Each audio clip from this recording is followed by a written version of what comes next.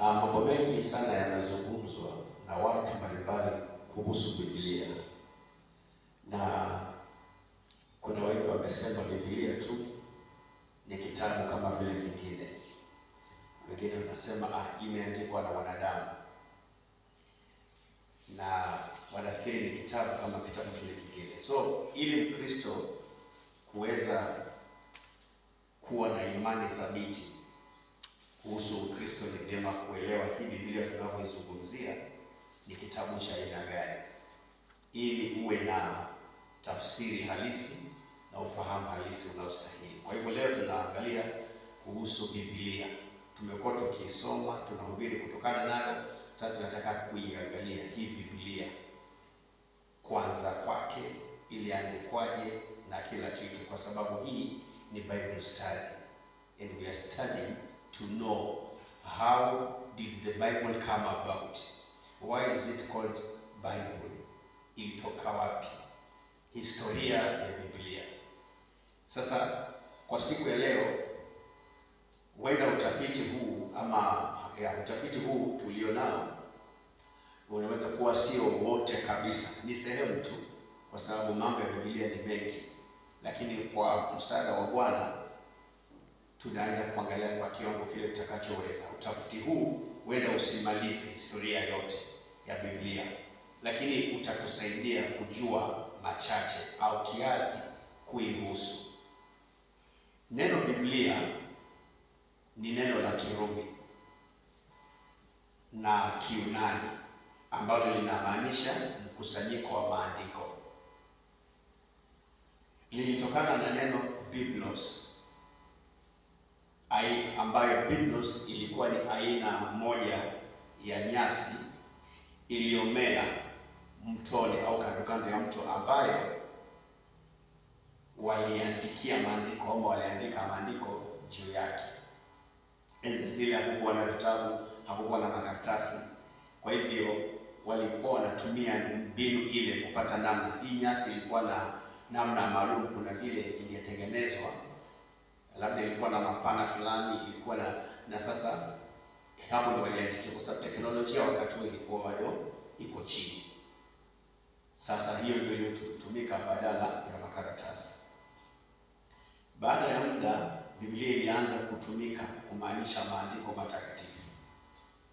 Lilikuwa ndilo neno lililofaa, kwa sababu nyasi hii walioitumia kuandika maandiko juu yake iliitwa biblos.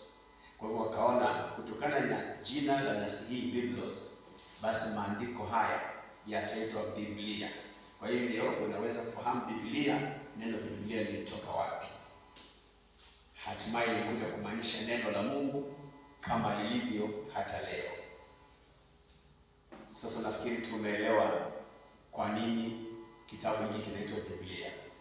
So far so good. Sasa tuingie katika sehemu ya pili. Huku kuandikwa kwa Biblia, kuna vitabu mbalimbali. Kuna kitabu cha Qur'an, kuna kitabu hiki, kuna vitabu mbalimbali ambavyo vya Wahindi, kuna vitabu mbalimbali ambavyo kila mtu anashikilia kwamba hiki ni kitabu cha Mungu. Waislamu wanasema Qur'an ni kitabu kilichoteremshwa kutoka mbinguni. Na kwa hiyo kila watu wana kitabu chao wanaokishikilia kwamba ni Mungu alizungumza. Sasa sisi tunaongea je, Biblia. Biblia iliandikwaje? Je, ni mawazo ya mtu? Ni maneno mazuri tu ya mtu akayatunga ili tuyaweze kuguide watu kuishi vizuri? Tufungue katika 2 Timothy chapter 3 verse 16. Tumeingia katika subtopic ya kusema je, Biblia iliandikwaje? So 2 Timothy chapter 3 verse 16. Fungue nami pale ili tuende taratibu. Tuende taratibu kwa sababu tunajifunza. 2 Timothy 3:16 inasema hivi. Inasema kila andiko lenye pumzi ya Mungu lafaa kwa mafundisho na kwa kuwaonya watu makosa yao, na kwa kuwaongoza na kwa kuadibisha katika haki, ili mtu wa Mungu awe kamili, amekamilishwa apate kutenda kila tendo jema. Kufikia hapo tumepata kuona kwamba andiko lilitokana na pumzi ya Mungu. Kwa hiyo tayari imeshatuambia kwamba kuandikwa kwa Biblia imetokana na Mungu. Kila neno lenye pumzi ya Mungu alinena Mungu. Second Peter chapter 1 verse 20 and 21. Tunajibu swali, Biblia iliandikwaje? Verse 20, 2 Peter 1, 20 and 21. Mkijua neno hili kwanza, ya kwamba hakuna unabii katika manabii upatao kufasiriwa kama apendavyo mtu fulani tu. Maana unabii haukuletwa popote kwa mapenzi ya mwanadamu, bali wanadamu walinena yaliyotoka kwa Mungu wakiongozwa na Roho Mtakatifu. Chochote unachokiona kimeandikwa katika Biblia, ndiyo mkono wa mwanadamu ulitumika kuandika, lakini maandiko yanaeleza pale. Mtu atakapokuambia ya kwamba Biblia hii si kitabu tu, si ni watu wametunga, Biblia inajieleza hapa. Inasema ya kwamba mkijua neno hili, ya kwamba hakuna unabii katika maandiko upatao kufasiriwa kama apendavyo mtu fulani tu. Tayari nikwambia chochote kimeandikwa hapo si mawazo ya mtu, haikuandikwa kulingana na mawazo ya mtu. Biblia inasema haukuletwa popote, haukufasiriwa kama apendavyo mtu fulani. Vitabu vingine ni mawazo ya mtu fulani, mtu ambaye anaiweka vile anaona iwe, lakini sivyo na Biblia. Biblia sio mawazo ya mtu na haikuandikwa kama apendavyo mtu, kwamba mtu fulani akasema andikeni hivi, andikeni hivi. Si mawazo ya mtu. Akizungumza Paulo katika Biblia haisemi ni mawazo ya Paulo. Waislamu wakati mwingine huwa wanakataa nyaraka za Paulo, hawazitaki. Wanaweza kukubaliana na vitabu vya Injili, Yohana, Mathayo, Luka, lakini ukiingia nyaraka za Paulo hawataki. Nilikuwa naongea na mmoja nikitumia maandiko katika kitabu cha mmoja wapo hizi nyaraka za Paulo, na yule Muislamu hakutaka kusikia, sema hiyo si Paulo, hiyo ni Paulo huyo.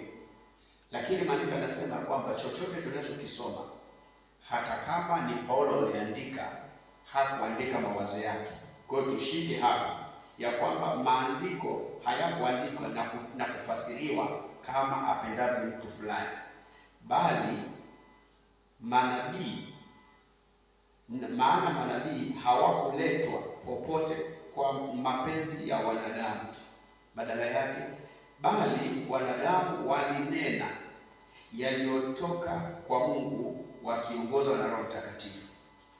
Kwa hiyo Roho Mtakatifu ndio anapakua kutoka mbinguni akileta ndani ya huyu mwandishi, alafu mwandishi anaandika. Haihusiki akili yake hata kidogo. So tushike kwamba mtu anapoargue na wewe akikwambia neno hilo Biblia ni neno liliandikwa na watu, hapana. Yaani si mawazo ya mtu. Kwa hivyo elewa huo mstari tuliosoma, hivyo ndivyo Biblia ilivyoandikwa. Kutoka kitabu cha Mwanzo mpaka mwisho, wanadamu walitumika kuandika, lakini waliandika kama tulivyoambiwa yaliyotoka kwa Mungu wakiongozwa na Roho Mtakatifu. Nafikiri hiyo imeeleza vizuri. So kwa hivyo kutokana na haya maandiko tumepata vizuri kwamba Mungu alihusika katika kuandika, na kwamba hakuna maandiko yaliyoandikwa kwa mapenzi ya wanadamu. Haya, hata hivyo Mungu alitumia watu kama 40 hivi kuandika Biblia.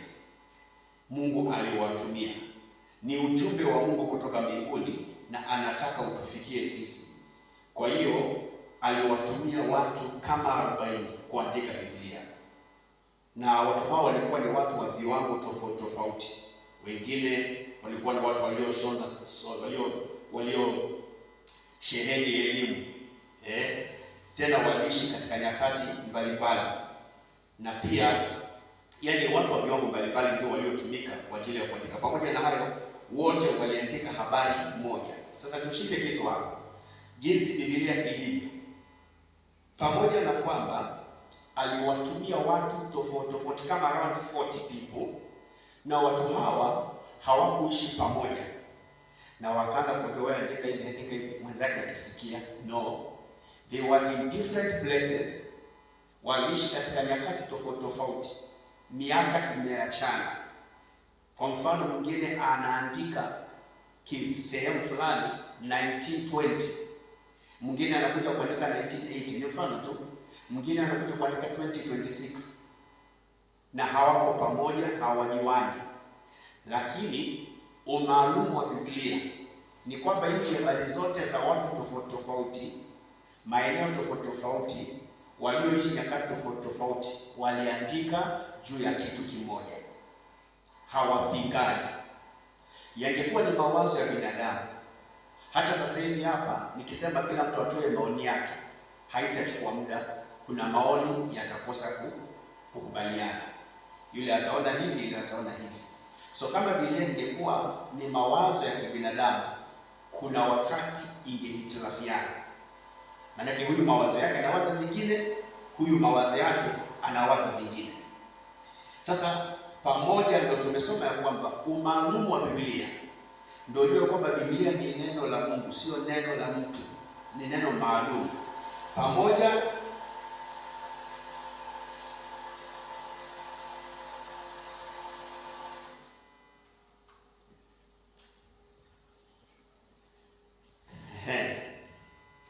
technician wetu hayupo, kwa hiyo kidogo imekuwa ni hitilafu pale, lakini tunaendelea.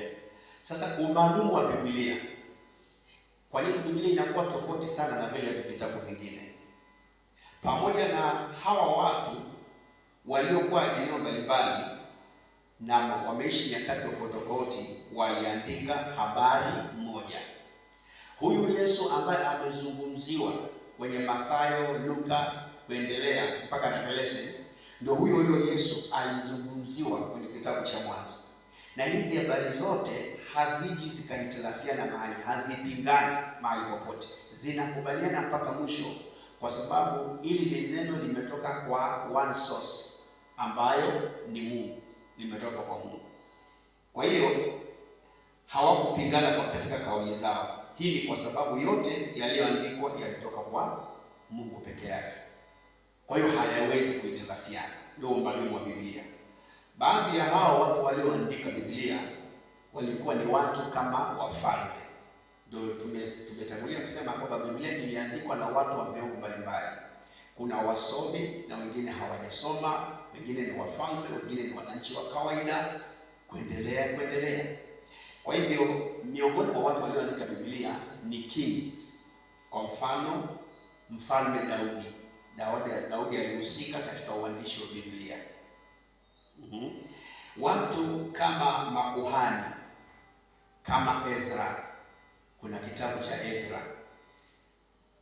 Ezra was a priest.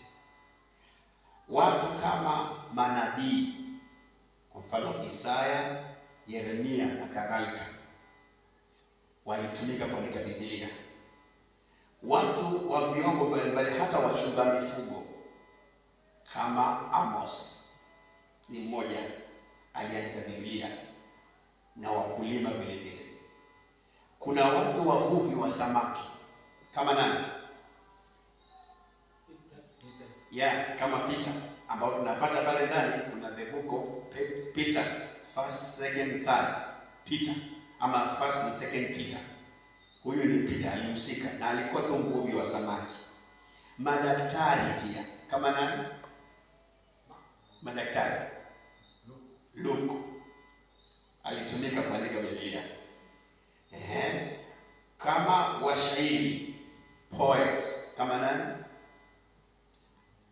Kama Suleiman, aliyetunga hizo za poet, inaitwa a poet, washairi. So Suleiman alikuwa ni mmoja. Watu watawala pia kama kuna Daniel, sababu kuna wakati alipewa utawala, walihusika kwenye uandishi wa Biblia. Wasomi kama Musa na Paul. These guys were educated. Musa alikuwa amesoma, Paul naye alikuwa amesoma. Kuna wakati ambapo anajieleza kuhusu kusoma, amesoma. Na kuna wakati hata alishtakiwa, Paul akashtakiwa na wakataka kumdhuru, lakini akajitetea kwa sababu usomi akasema kulingana na katiba Mrumi hastahili kushtakiwa bila kusikizwa. Na wakaangalia kusema ni kweli huyu ni Mrumi bwana, ilibidi wamsikie. So usomi huo unasaidia, usiwe kiroho tu na vitu vingine ufahamu. So Biblia imeandikwa na watu wa viwango mbalimbali. Ikikuwa ni watu wa university fulani, tungesema hiyo ni mawazo ya pale, ni msimamo wa ile university ndio umetuletea. Lakini anaandika msomi wa chuo kikuu, anaandika mchunga mifugo, anaandika mkulima, anaandika nabii wa madhabahuni, anaandika hivyo. Lakini mwisho wa siku zikija pamoja, habari hii inakuwa moja. Hiyo ndio maalum wa kitabu hiki. So kama vile tulivyoona, wengine waliishi jangwani wakati wakiandika. Kwa mfano ile Revelation imeandikwa na John akiwa katika kisiwa cha Patmos, very awkward place, but he writes things akiwa peke yake, na akija kuunganisha na wale wengine, habari ni moja, hakuna mali inapingana. Wengine waliishi magerezani, like Paul ameandika nyaraka zingine akiwa gerezani. Wengine kando ya mito, wengine kwenye majumba ya kifalme, wengine katika mabaraza ya hekalu, wengine shule za manabii huko Bethel na Yeriko. All this to come up with the Bible ambayo haitapingana mahali pamoja. Hatakuwa pamoja. Huyu aliishi akafa zamani, miaka inapita, anakuja kuandika mwingine baadaye, na hizi habari zinashikana na sio kukopi. Yuko peke yake, hakuna kurifaa, atungi kichofanana. He is alone. The Holy Spirit anazungumza na anaandika, na ikija kushikanishwa na yule iko moja. So hakuna kukopi, hakuna consultation, ili tutengeneze kitu kimoja. That is how special the Bible is. Tuende kwa swali lingine. Je, walichukua muda gani kuandika? Tumesema around 40 people walitumika kuandika Biblia. Je, walitumia muda gani kuandika Biblia hii tulio nayo leo? Musa aliandika kitabu cha kwanza, kitabu cha Mwanzo, mwaka wa 1500 kabla ya Kristo. Tuko katika Bible study. Inakaa kama si ya kiroho vile, yaani tunapoongea, lakini tuko darasani. We are studying. We have to know this book ambao watu tunaisoma, ili unapoisoma unaelewa kwamba kama kuna mtu anakuambia hii ni maandishi kama yale mengine, haya si maandishi, haya ni maandiko. So Musa aliandika kitabu cha kwanza. Tutaulizana maswali. Katika mwaka wa 1500 kabla ya Kristo, na Yohana cha mwisho, Ufunuo, mwaka wa 100 baada ya Kristo. So you get the difference. Kitabu cha kwanza 1500 kabla ya Kristo, kitabu cha mwisho 100 baada ya Kristo. Miaka mingapi hiyo?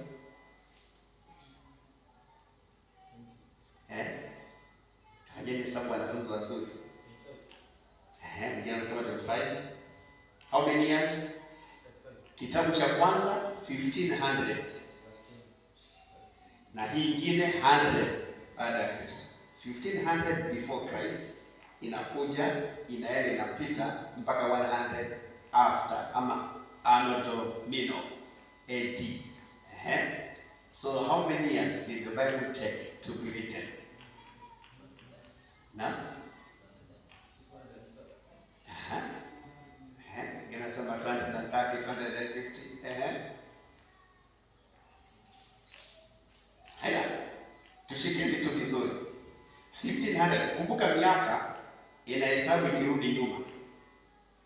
1500 inakuja 14, inakuja 13 mpaka inakuja alafu inaanza 1 kwenda. So 1500 before Christ. Hiyo ni miaka 1500 kabla ya kufika hapa katikati. 1500. Then after katikati ongeza miaka 100 huko. Tumeelewa sasa? We want to get how long did the Bible take to be written?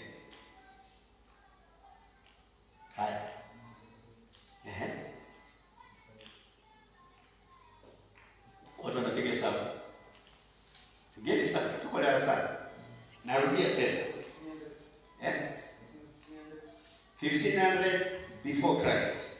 Kitabu cha kwanza kiliandikwa 1500 before Christ. Cha mwisho kimeandikwa 100 after Christ or AD. 100 years. Yes.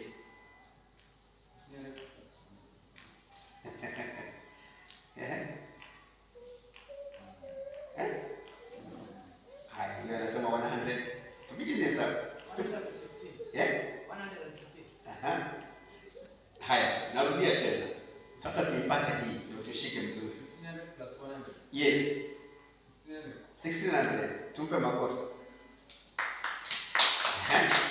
Sawa. So let me repeat this ili uipate vizuri. Usichanganyikiwe. Not 15 AD. Ni 1500. 1500 before Christ. The first book was written 1500 KK, kabla ya Kristo. Ndio ilianza kitabu cha Mwanzo kilianza. Then kitabu cha mwisho Revelation 100 AD. So kama miaka inakuja ikirudi nyuma kuanzia 15 inakuja ikipungua mpaka ile 0. Alafu ianze 1 after Christ amezaliwa ndio mwanzo tena. So tumeshika sasa. So it's 1500 kuanzia 1500 mpaka 0, hiyo 15 years. Then kuanzia 0 mpaka 100 AD. So ni 1500 years plus 100 years inakuwa 1600. So the Bible took 1600 years to be written. Si tuko sawa mpaka? Ndio nikasema ili somo linataka kulikache kuanzia mwanzo vizuri, usiachilie. Ukiingilia katikati unaweza kushindwa tumeanzia wapi. Lakini kuna masuala tayari tumejibu, lakini Mungu ni mwema. Usipo kama hukupata vizuri utaipata kwa YouTube, utasikiza tena vizuri. Lakini tukio hapa ndio vizuri tuulizane vizuri. Haya. So far so good. Na tumekubaliana, tumeona baadhi ya waandishi wa vitabu waliandika na makisio ya miaka yaliyohusika. Sasa of course tunaingia sasa tuulizane habari ya Torati. Tunaweza kujaribu kuona baadhi ya vitabu vichache. Kitabu cha Mwanzo kiliandikwa 1500 BC, aliyeandika ni Musa. So we're looking at kitabu, mwaka na mwandishi. Book, the year that it was written and the author. So Genesis iliandikwa 1500 before Christ by Moses. Exodus iliandikwa 1485. Unaona sasa inakuja. Ilianza 1500 1486. 14 years later Exodus ikaandikwa na nani? Na Musa. Tunakuja tu the book of Leviticus, it was written 1470. How many years later? After 1486 unakuja tena 1470 ni Leviticus. Before Christ imeandikwa na Moses. Hivi ni vitabu vya Torati. Then Hesabu iliandikwa 1460. Tunakuja tu. Tulianza 1500, kuja 1486, 1470, 1460, tuko sasa Numbers. 1460 aliandika ni Musa. Kitabu gani kimebaki cha Torati? Deuteronomy, ambayo iliandikwa 1450. Iliandikwa sehemu. Kitabu cha Kumbukumbu la Torati kiliandikwa na waandishi wawili. Deuteronomy iliandikwa na two writers, sehemu partly Moses and partly Joshua in the year 1450. Haya, hiyo ni vitabu vya Torati. Of course tunatoa vitabu vya Torati na tunakuja vitabu vya historia. Biblia imegawanywa hivyo. Vitabu vya historia ni kama kitabu cha Joshua ambacho kiliandikwa 1410 before Christ. Sehemu iliandikwa na Joshua na sehemu mwandishi wake hajajulikana. Watafiti wanafanya kabisa utafiti kujua nani aliandika, na pale hawajui ni nani, hawatungi mtu wa kuandika. Kwa mfano, kwa haraka tu nikuulize, nani aliandika kitabu cha Waebrania?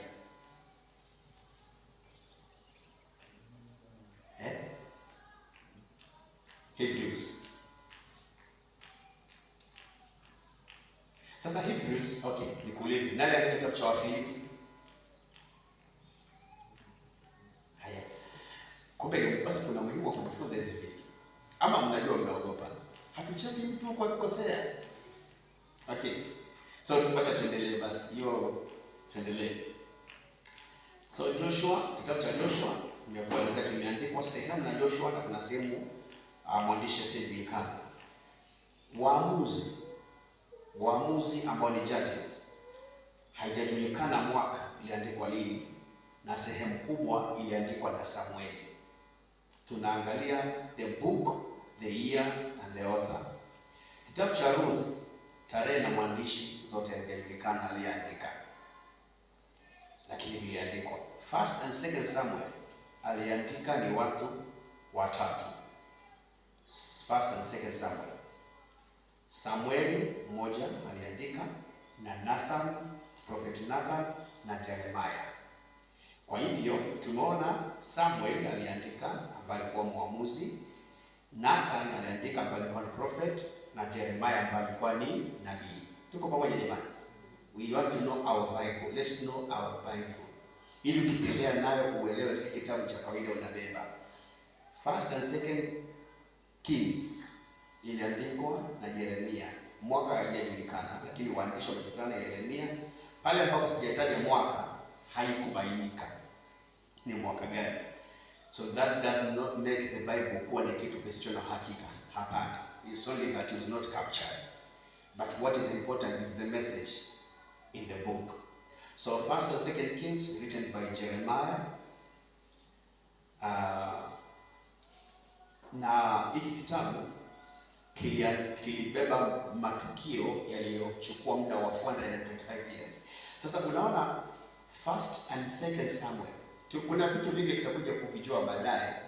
Sometimes ukiona kitabu kwa mfano kipo kule mbele na uone huku kitabu cha Malaki, utafikiri kwamba huyu aliyeandika Samueli huko ni mzee, alafu huyu Malaki huku ni kijana baadaye. Hapana. Unaweza kukuta Malaki hapa alikuwepo, hata huko mbele alikuwepo. Kwa mfano tunaposema kitabu cha First and Second King kiliandikwa na Yeremia. So unaona mahali Yeremia yuko na mahali Kings iko. Usione sequence ile inafuatana ndio maisha yao yamefuatana vile. Hapana. Ni matukio tu na mipangilio. First kuna hii mambo First and Second Chronicles. Mambo ya Nyakati wa pili na watatu. Tuko katika Bible study na tunajifunza taratibu. Nitakupa nafasi ya maswali. Tunajifunza historia ya Biblia, ilianzaje, kwa nini inaitwa Biblia, iliandikwa na nani, iliandikwa na watu gani, hivyo. So mambo ya Nyakati ya kwanza na ya pili aliandika ni Ezra na Daudi. Kitabu cha Ezra kiliandikwa na Ezra mwenyewe. Kitabu cha Nehemia kiliandikwa na Nehemia mwenyewe. Kitabu cha Esther unaweza fikiri ni Esther aliandika, na labda kwa haraka utataja, lakini tarehe na mwandishi havijajulikana. Twende kwa vitabu vya kishairi, poetic books, kama Job, Zaburi, Mithali, Mhubiri na Wimbo Ulio Bora. Poetic books. Nafurahi kuona jinsi mlivyo na notebook zenu. These things are important. Ukikutana na mtu atakaye kuchallenge, you know how to read your notes na kuweza kubeba ufahamu wa kutosha kuhusu kitabu unachokizungumzia. Usikae kama wale wengine wanasema chao kimeteremshwa na hata kile kinachozungumzwa pale hawezi kueleza sana. It's good that you know the Bible very well, ile sikusumbue mtu. So kitabu ni kishairi. Cha kwanza ni Ayubu. Tarehe na mwandishi havikuwa captured, havijajulikana. Sasa tuje kwa Zaburi. Zaburi kuna zaburi ngapi katika Biblia? Kuna zaburi ngapi? Niseme zaburi na milango mingapi? Kuna zaburi ngapi? Jamani, tuongeeni sasa. Haya, basi acha niweke hivi. Kuna chapters ngapi? Zaburi ina chapter ngapi?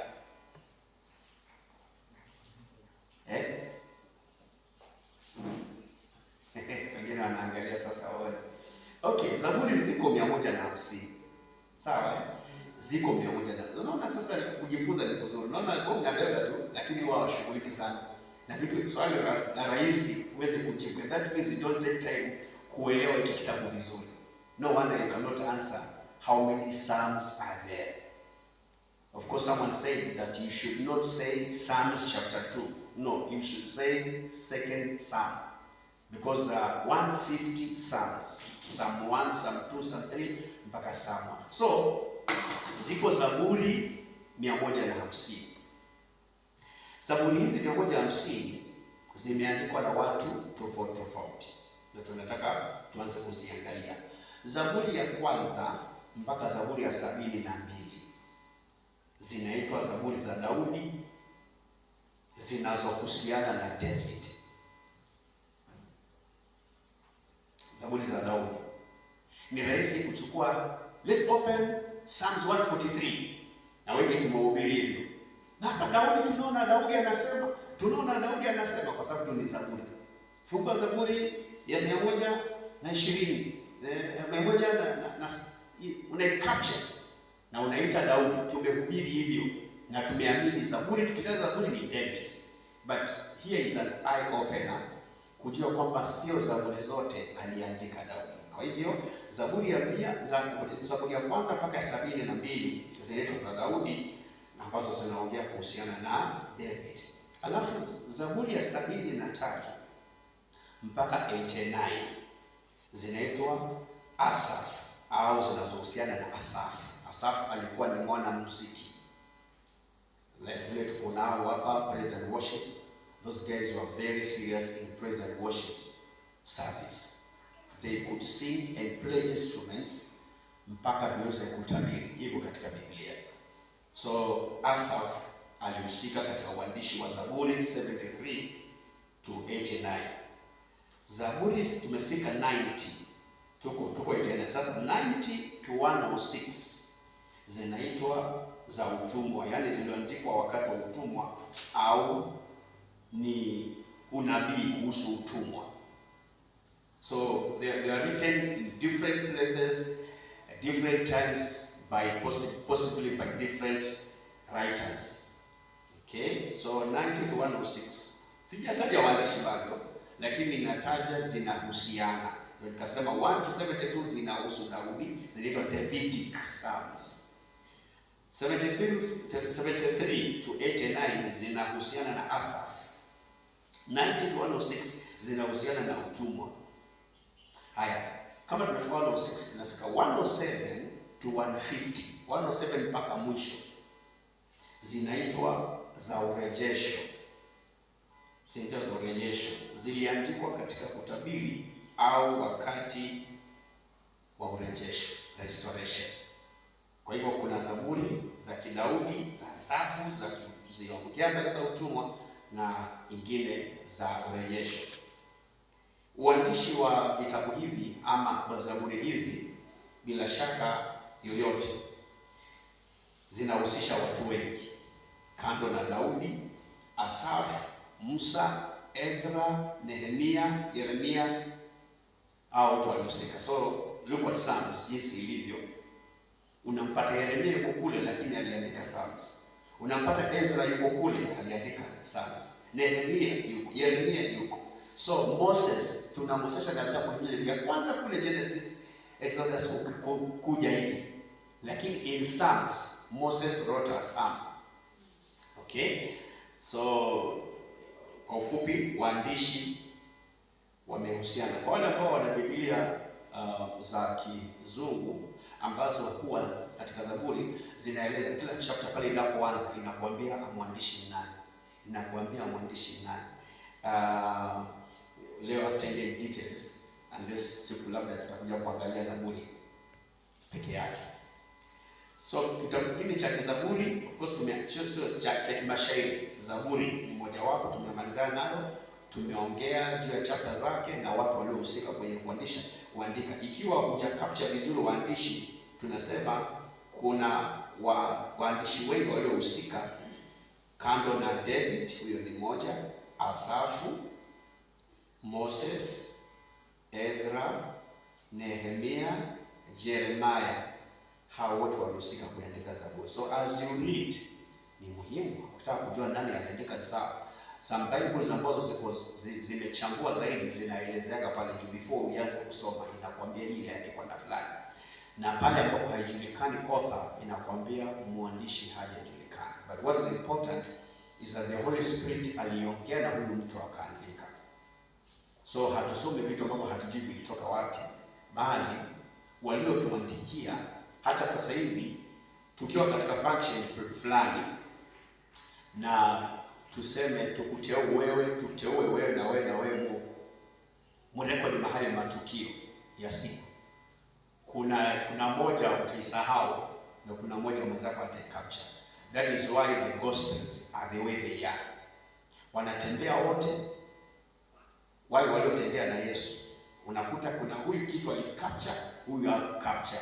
So inategemea, lakini sio hivyo katika uandishi wa Roho Mtakatifu. Kingine ni kitabu cha Methali na kitabu cha Mhubiri na Wimbo Ulio Bora.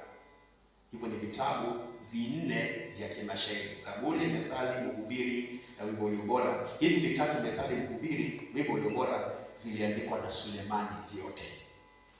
Tarehe haijajulikana. Tuingie kwa vitabu vya kinabii. Hiyo bado ni Biblia tunazungumzia. Kitabu cha kwanza cha kinabii ni Isaya. Kiliandikwa kama 700 BC. 700 before Christ aliandika ni Isaya. Jeremiah, kitabu cha Jeremiah mwaka haujulikani, lakini ni Jeremia aliandika. Kitabu cha Maombolezo, Lamentations, mwaka haujajulikana, mwandishi Jeremiah. Ezekiel, mwaka was not necessary, lakini Ezekiel aliandika. Kitabu cha Daniel, mwaka haukuwa captured, Daniel ndio aliandika. Kitabu cha Hosea, the year was not captured, but Hosea ndio aliandika. So Hosea aliandikwa na Hosea mwenyewe. Kitabu cha Joel, nikienda mbio sana unaniambia tu, nenda taratibu. Kitabu cha Joel aliandika, aliishi mwaka wa 860 before Christ, na ni Joel mwenyewe. Amos, mwandishi tarehe haijajulikana, but mwandishi Amos mwenyewe. Labda umepanga jedwali lako hapo, kukapcha year, kukapcha book, year, na unaendeleza ile list yako, book, year and the writer. Unaendeleza hapo, wewe unaelewa tu. That is why it's important to study the Bible. Tumefika Amos. Haya, after Amos tutakuja Obadia, mwaka not captured, mwandishi Obadia mwenyewe. Kitabu cha Yona, year not captured, mwandishi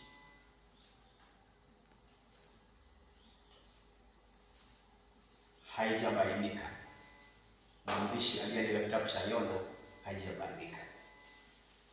Alafu tunakuja Mika, mwaka not captured, mwandishi ni Mika.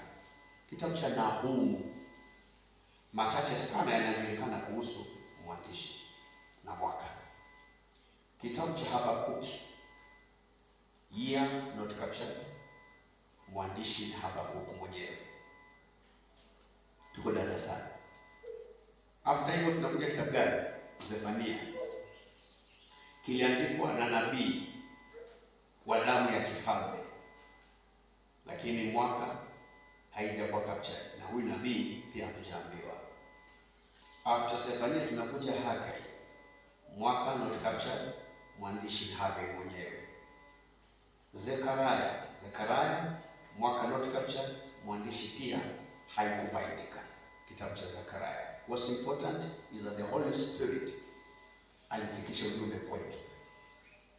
Kitabu cha Malaki mwandishi mwaka na kitabu cha mwandishi pia haijabainika. Huu ni mwisho wa Agano la Kale. Agano Jipya tunaendelea na jedwali letu hapa. Agano Jipya, kitabu, mwaka, mwandishi. Matthew 60 baada ya Kristo. Sasa Agano Jipya. Agano la Kale ni the other side, before Christ. Agano Jipya ni after amezaliwa, Anno Domini, wengine wanasema AD. Okay, so Matthew 60 AD. Author Mathayo mwenyewe. After Matthew tunaenda Marko, iliandikwa 63 baada ya Kristo. Baada ya Kristo, mwandishi ni Marko. Luka kiliandikwa 60 baada ya Kristo, mwandishi ni Luka. Yohana 85 baada ya Kristo, 85 AD aliandika ni Yohana mwenyewe. Matendo ya Mitume kiliandikwa mwaka wa 63 BK au baada ya Kristo na nani? Na nani? Matendo ya Mitume yaliandikwa na nani? Wengine nasema Paulo. Tuongee darasa. Matendo ya Mitume yaliandikwa na nani? Mwingine? Hebu nenda pale kwenye kitabu cha Matendo ya Mitume moja pale. Tuone nani anazungumza. Kabla sijakutajia. Matendo ya Mitume. Haya. Sikia vile inasema Matendo ya Mitume chapter 1. Inasema kitabu kile cha kwanza nalikiandika Theofilo katika habari ya mambo yote aliyoanza Yesu kufanya na kufundisha. Kwa hiyo huyo anaandika kitabu hiki, kuna kitabu kingine alikiandika. Sawa? Ndio anasema kitabu cha kwanza nilikiandika Theofilo. That means hiki cha pili akiandika. Tuko pamoja mpaka hapo? Haya. Kitabu kile cha kwanza ni mwandishi wa kitabu cha Matendo ya Mitume anaongea hapa. Kitabu kile cha kwanza nalikiandika Theofilo katika habari ya mambo yote aliyoanza Yesu kufanya na kufundisha. Hata siku ile alipochukuliwa juu, alipokuwa amekwisha kuagiza kwa Roho Mtakatifu wale mitume aliowachagua. Haya, wale aliowadhihirisha nafsi yake na dalili nyingi baada ya kuteswa kwake ya kwamba yu hai, akiwatokea muda wa siku 40 na kuyanena mambo yaliyohusu ufalme wa Mungu. Hata nilipokuwa verse 4, hata alipokuwa amekutana nao aliwaagiza wasitoke. Okay, wacha tu. Sasa tuangalie ni nani huyu aliandika kitabu. Sasa twende katika Luke chapter 1. Kwa sababu katika Biblia yako pale kuna references. Watu tulifundishana references katika Biblia. Kwenye Matendo ya Mitume 1 hapo kuna reference inasema Luke 1:3. Umeona reference hii? Hapo kando katika margin hapo. Haya, Luke 1:3.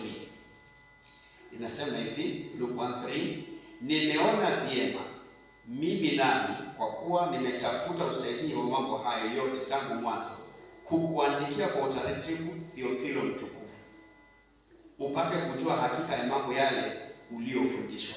Someone is talking here. Kuna mtu anaongea hapa kwenye kitabu. Okay, let's begin from verse 1. Tuko Luke chapter 1. Sitaki ni spoon feed, bali nataka tustudy pamoja.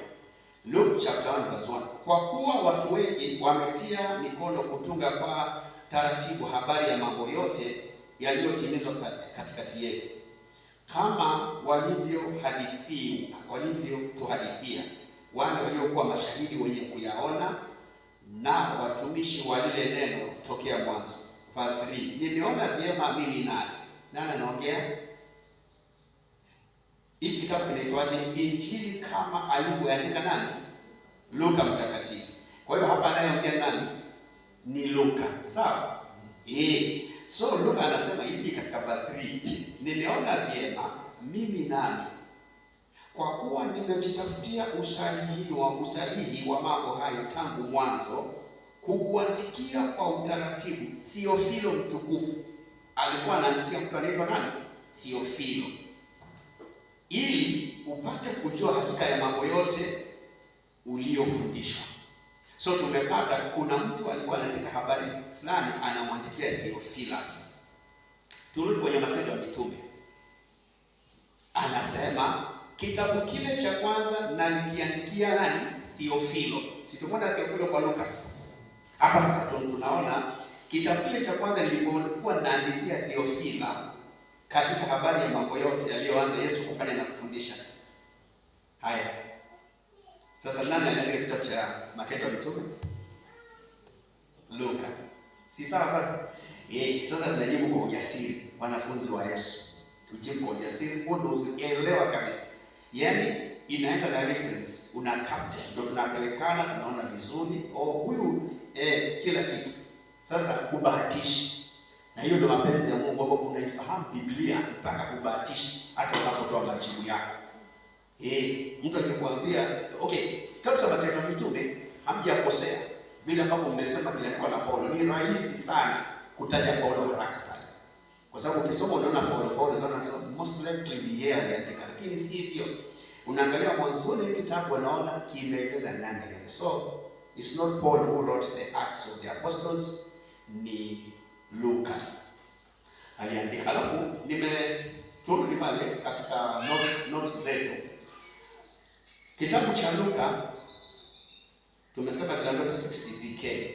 Matendo ya Mitume akakiandika 3 years later, 63 BK au baada ya Kristo. Na aliandika ni Luka. Hasa tumemaliza hizo kuanzia zaitwa Injili mpaka Matendo ya Mitume. Twende kwa nyaraka. After Matendo ya Mitume tunaingia kitabu gani sasa? Tunaingia Warumi. Tunapitia. So hizi Warumi, kuanzia Warumi kuendelea ni zaitwa nyaraka. Ni nyaraka, Paul epistles, nyaraka za Paulo. Ni nyaraka alikuwa anaziandikia watu. Kitabu cha Warumi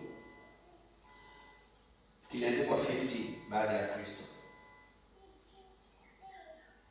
Haya, nyaraka zote jumla, yani kuna Yakobo.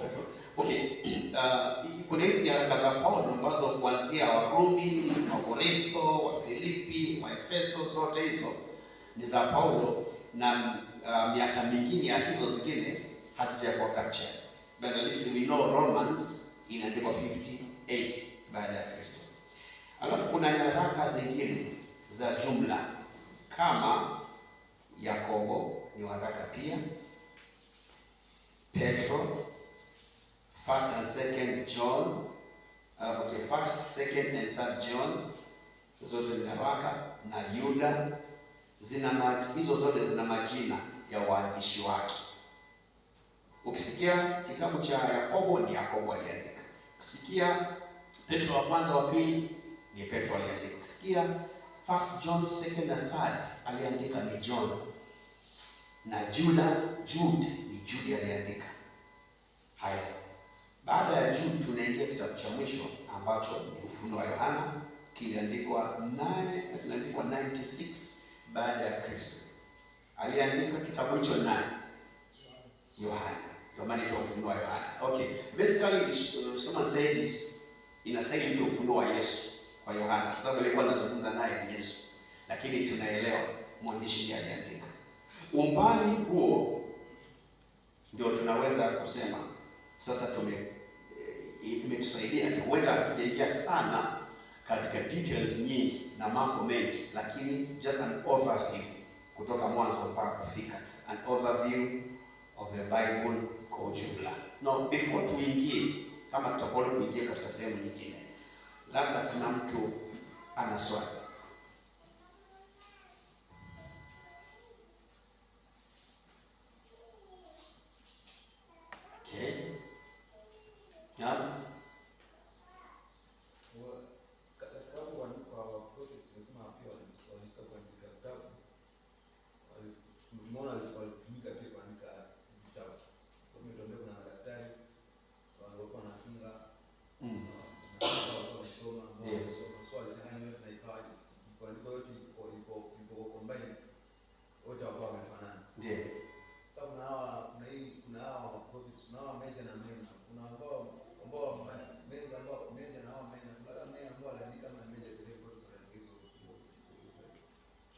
wote wanapoitwa major na minor hawaitwi hivyo kwa sababu ya kulinganisha ubora, lakini wameitwa kwa sababu ya vitabu vyao ni vikubwa.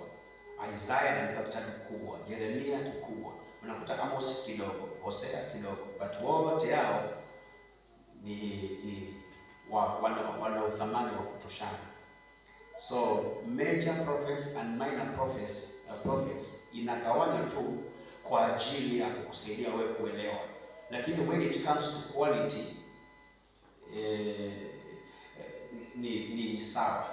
Ni kama hivi ninavyosema kwamba kusema mhubiri mkubwa na mhubiri mdogo naona si sahihi, lakini kwa macho ya binadamu tunamjudge, kuna mhubiri mkubwa kwa sababu ya jinsi alivyo, kanisa lake kubwa, msafara wake na magari mazito, wahubiri wakubwa. Lakini kuna mhubiri mwingine pale hana hata baiskeli, but is a servant of God. Anachukua muda na Mungu, Roho Mtakatifu anamshukia, anampa ujumbe na anakuja anahubiri na kazi zinafanyika. Is still a powerful servant of God, not out of how he appears, but the work ambayo anafanya. So wote walitumika, kama nikujibu swali lako, na walitumika kwa usahihi na kwa viwango vya kutoshana. Kama ni kulipwa kwa ajili ya kazi ya unabii, wanalipwa sawa, wamefanya kazi nzuri. Ni vile tu wengine vitabu vyao ni vifupi na vyao ni vikubwa, ni virefu. Haya. Okay. Ndio. Umesema kwamba wote walikuwa equal. Yes. Na wanafanya kazi the same. Lakini nani alitokezea kwa ile pamoja na nani? Nani? Kwa hiyo inawaita. Sasa unasema si vizuri lakini okay. Na wakati kama vya kazi kwa toshana, lakini toshana vipi na wao wanaambia kwamba unakuwa. Okay. Ni nani huyo aliyeclassify? Okay. Baada ya Biblia kutokea, neno la Mungu kutokea, lilitiririka hivyo kupitia kwa Roho Mtakatifu na kwa waandishi wakawa wanaandika. Nao watafsiri na kuipanga Biblia kwa ajili ya sisi kuelewa. Hata Biblia ilivyoandikwa haikuwa na chapters na verses kama tunavyoona. Lakini for ease reading, kwa kusoma kwa urahisi zaidi ikapangwa vile, lakini haikuja ikiwa hivi. Kwa hiyo kwa msaada wa Mungu kuna wale waliotafsiri na kupangilia, wameitoa kwenye Kigiriki, wameitoa kwenye hivyo wakaipangilia na wakaanza kuipanga. Kwa watafiti na wasomi wakaipangilia vizuri pasipo kualter the meaning wala chochote kile, bali ni kuipangilia for easy reading tu. Kwa hivyo hao ndio walioipangilia. Hawa tuwaite minor prophets, hawa tuite major, hivi vitabu tuite historic, hivi tuite poetic, kulingana na content zake. Kwa mfano vinapoitwa kitabu cha Torati, vitabu vya Torati ni vinahusiana na jinsi agano la Torati lilivyopangwa. Ikija inakuwa sana ushahidi. Kwa hiyo sio Mungu aliyetupangilia akavipanga vile kwa Biblia. Hapana. Ni watu ambao walioongozwa, wacha Mungu ambao waliongozwa na Roho Mtakatifu of course, ili kutupangilia vizuri. Sasa inasomeka vizuri zaidi kuliko iacho. In fact kama haingepangwa hivi, sasa ingekuwa shida kwetu.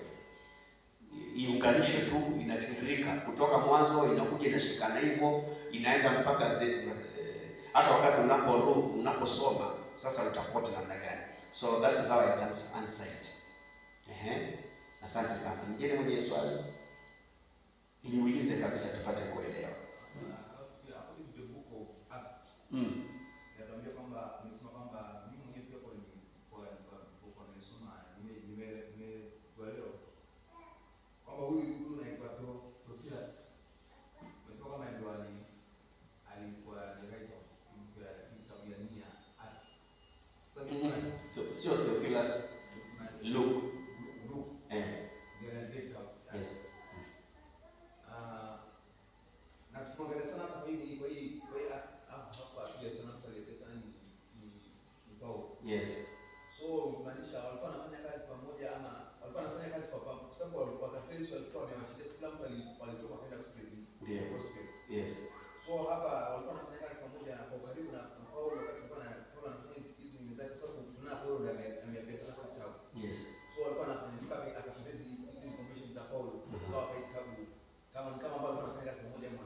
Swali nzuri sana.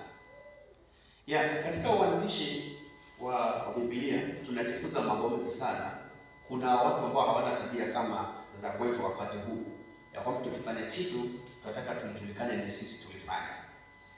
Hata katika kitabu cha John mwenyewe anapoandika the book of John hajitaji mahali, na kule ambako anatakiwa kujitaja, kuna mwingine amesema na mwanafunzi aliyeegemea. John alikuwa amependa sana Yesu, alikuwa anaegemea kifuani.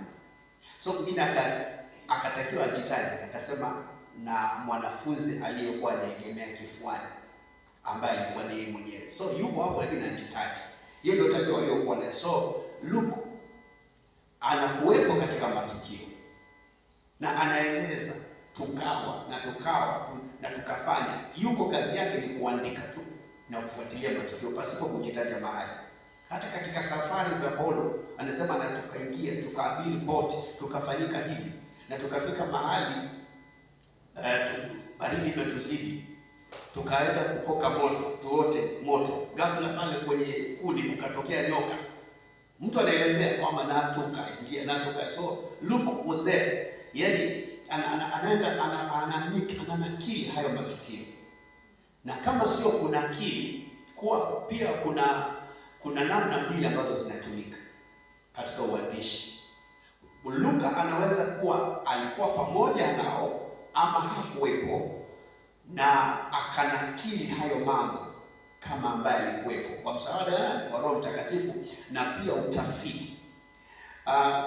Hawa waandishi wa Injili wengine walikuwa pamoja na Yesu wakienda naye, lakini Luka alikuwa ni mtu mtafiti. Luka was not together with the other gospel writers kama tunavyoona katika Luka. Anasema wale walioenda pamoja. Labda turudie pale vile anavyosema. Unauliza swali nzuri. Inasema katika kitabu kile cha kwanza na alikiandika Theophilo katika habari ya mambo yote aliyoanza Yesu kuyafanya na kufundisha, hata siku ile alipochukuliwa juu, alipokuwa amekwisha kuagizwa na Roho Mtakatifu. Sasa tukirudi pale katika Luka, tuangalie vile anaongea Luka ili tupate kuelewa. Luke chapter 1 inasema, kwa kuwa watu wengi wametia mikono kutunga kwa utaratibu habari za mambo. Na ukisikia neno kutunga usiichukue vibaya, but ni kukusanya habari. Kwa kanuni Kiswahili kinakosa neno zuri, kwa sababu kitu ukiita kutunga, mtu mwingine ananyanyuka nacho, sema kutuko vilitungwa. But to compile kwa utaratibu habari za mambo yale yaliyotimizwa katikati yetu, kama walivyotuhadithia wale waliokuwa mashahidi wenye kuyaona na watumishi wa lile neno tokea mwanzo. Nimeona vyema mimi nami. How did Luke get his report? Verse 3 nasema, nimeona mimi nami kwa kuwa nimejitafutia usahihi wa mambo hayo yote tangu mwanzo, kukuandikia kwa utaratibu, Theophilo mtukufu, upate kujua hakika ya mambo yale uliyofundishwa. Ndio maana tunaandikiwa in details. Hata tunapofundishwa Biblia tuelewe tunafundishwa kitu gani. So Luke, as much anaweza kuwa asiwe katika safari, but he knows how to kusanya ripoti mpaka kapata matukio na akaandika yale. Anasema kwa usahihi. So as tunapoendelea, of course tutajibu vizuri na tutazidi kufahamu vizuri. Luke alikuwa, maana sijajibu bado kwa sababu tunaendelea na somo, kujua kwamba Luka alikuwa wote katika safari hii ya Paulo na wengine, of course si Paulo peke yake. Je, Luka alikuwa, tutakuja kwa tukiendelea, alikuwa, kwa sababu Matendo ya Mitume si habari ya Paulo tu, kina Petro na Yohana wote walikuwepo. After Jesus kuja wakajazwa na Roho Mtakatifu na Yesu kwenda, all the disciples wanaendelea, ndio Matendo ya Mitume inaandikwa kuhusu wao. So tutakuja kuona tukifika hapo, je, Luka anapoandika Matendo ya Mitume, was he there ama amekusanya habari akielezea? So si tumeshika sasa hapo. Lingine likusaidie na labda nilitarajia swali hili. Na kama hujauliza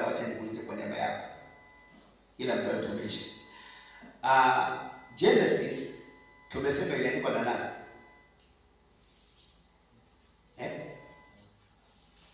Bwana anasema kwa sauti sana.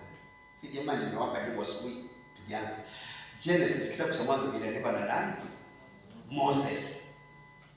Nao Genesis inapoanza, hapo mwanzo kulikuwepo neno, hakuna mtu, yet it's Moses anaandika. Sasa tufike hapo. Nakupa hiyo. Ilikuwaje Moses anaandika? And in the beginning tunaambiwa ndo mambo yanaanza mpaka Adamu anakuja kupatikana, anatengenezwa, ni Musa anaandika. Where was Moses akiandika habari za mtu wa kwanza katika Biblia, na yeye bado hajakuwepo? Yeye anasema sasa ndio anaumbwa mtu kupitia kwa udongo. Moses anatuambia. So hiyo tutakuja kuulizana, tibizana. Nenda na hiyo homework. Kwa nini inawezekanaje Musa andike mambo ya mwanzo na yeye hakuwepo? So tufike hapo na Mungu atubariki. Sasa muda umeisha. Lakini mambo yote ndio haya mambo ya kiungu. Mambo yasiyochunguzika. Kama tunaambia uweze kumchunguza Mungu, lakini hapa ili ujue kuna Mungu alihusika hapo 100 kwa 100. Kwa sababu tunapoambiwa hapo mwanzo kulikuwa. Ndio. Sasa huyu mwanzo ndio anatumika hapa. Kulingana na ule wangu.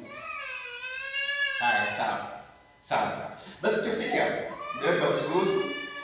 Lakini nakuomba Jumapili ijayo wahi mapema. Saa 3:30 tuanze. Twende taratibu, usipitwe na detail yoyote. It's important uweze kuelewa. Utakutana na Waislamu pale, watakuchallenge, wakutazungusha hivi, na baadaye ujikute umevalishwa kanzu na kofia. Tayari umeshakuwa mwenzao kwa sababu huelewi kitabu chako vizuri. So wanapata hiyo information hapo. Ndio vizuri. Hii ni neno naongea online kwa sababu kila mwanadamu anastahili kupata habari hizi. Yes. Na ndio wajibu wetu. Wazi yule msabaki yule sondoe mambo yake yule anene. Haya. So isikuwa ndio maana iko hewani kwa sababu kila mwanadamu anastahili kufahamu. Kwa wale ambao wananiangalia kwenye mtandao, habari hizi ni wazi. Ipate kueleweka. Tunapoongea juu ya Biblia sio vitabu vilivyoandikwa akili za watu. Ungana nami kwenye somo lijalo. Twende taratibu pamoja na ufuatilie, zihifadhi vizuri. Ikiwezekana download, jiwekee kuanzia mwanzo hadi mwisho, uwe unasikiza na kuelewa na kurifaa. Na ukiwa na swali lolote tutajibizana ukitafuta. Mungu akubariki sana. Amen. So Mungu atende mema.